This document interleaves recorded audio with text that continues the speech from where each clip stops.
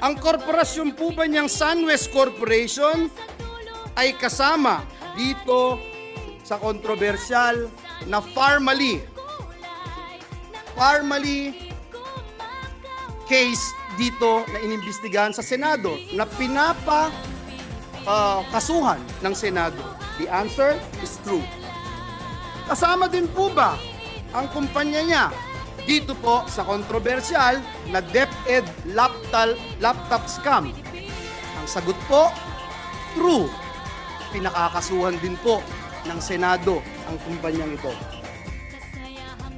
Napakadami pong BIR cases. Madali po maghanap, Mr. President. Madali po kuhanin ang panig ng mga taga-BIR.